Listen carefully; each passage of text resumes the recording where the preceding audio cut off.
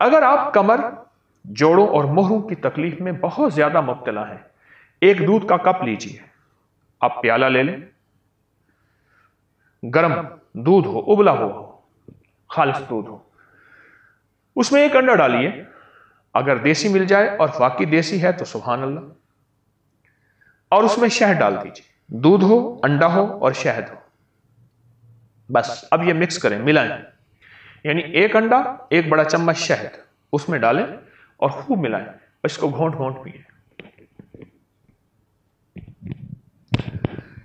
ہمارے ایک پرانے جاننے والے تھے، تجربات کے وہ سمجھ لیں کہ پرنسپل تھے، تجربات کے پرنسپل تھے، میں نے ان کا نام رکھا ہوا تھا تجربات کے پرنسپل، بہت تجربات تھے، ان کے مشاہدے کی نظر بہت تیز تھی اور کمال کی باتیں کرتے تھے۔ مجھ سے کہنے لگے، حکیم صاحب آپ کو پتہ ہے کہ مرد کب بوڑھا ہوتا ہے؟ میں نے کہا نہیں۔ کہا جب انڈا، دودھ اور شہد چھوڑتا ہے مرد بوڑھا ہو جاتا ہے، ختم ہو جاتا ہے۔ میں اس کی بات سن کے حیران ہوا، بہت پرانی بات ہے۔ پھر میں نے لوگوں کو بتانا شروع کر دیا، جس نے بھی کیا کہنے لگے یہ پرانی ریت روایتیں تھیں ہمارے بڑوں کی، ہم نے چھوڑی اور ہم کہاں سے کہاں گھوم گئے اور گم ہو گئے۔ اور واقعی اسی طرح یہ ٹوٹکا جوڑوں کا علاج ہے، کمر کا علاج ہے، پٹھوں کا علاج ہے اور مہروں کا علاج ہے۔ یہ چھوٹا سا ٹوٹکا تو ہے۔ مجھے یاد ہے کہ میری نانی اماں کی بڑی بہن کے شوہر تھے، انہیں ہم نانا کہتے تھے، بہت بوڑھے تھے، وہ بڑھاپے میں انڈے پی لیتے تھے، ایک انڈا پی لیا، دوسرا پی لیا، تیسرا پی لیا، چوتھا پی لیا۔ ہم حیران ہوتے تھے کہ نانا کیا کر رہے ہیں، بالکل کمزور بوڑھے۔ اور پھر میں نے ان کی زندگی میں اس انڈے کے بعد پھر دیکھا کہ دودھ کا ایک پیالہ پی لیتے تھے گرم گرم، اس میں شہد ملا کے۔ وہ دن اور رات میں قرآن ختم کرتے تھے اور محنت کرتے تھے، ان کی نظر بھی ٹھیک تھی، ان کی یادداشت بھی ٹھیک تھی۔ وہ اس وقت میں بچہ تھا، میں بچہ تھا تو اس وقت وہ 90 سے اوپر کے تھے، اس سے بھی زیادہ، وہ 90 سے اوپر کے تھے، وہ قرآن پاک پڑھتے تھے۔ اور اس وقت میں نے دیکھا کہ ان کا قرآن پاک بوسیدہ ہو گیا تھا۔ پتہ چلا کہ ان کی زندگی میں کئی قرآن پاک بوسیدہ ہو گئے ہیں، پھٹ گئے ہیں، شہید ہو گئے ہیں۔ کیوں؟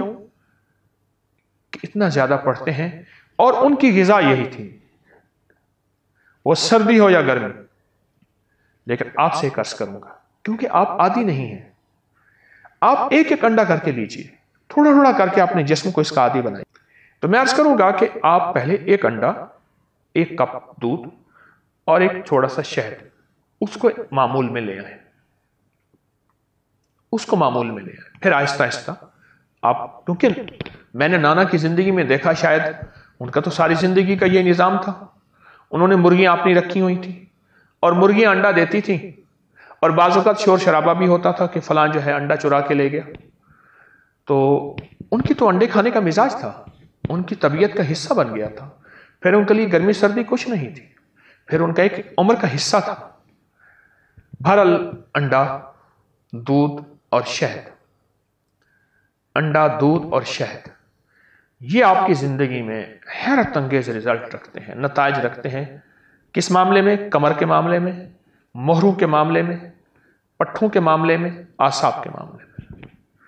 اس کو ضرور اپنے ساتھ شامل کیجیے۔ ایک ہمارے مخلص ہیں، وہ کہنے لگے میرے دانت ہلنا شروع ہو گئے۔ اب اس کا واحد حل یہ ہے کہ دانتوں پہ تار لگوائیں یا سارے دانت نکلوا کے ایک مصنوعی دانت لگوائیں۔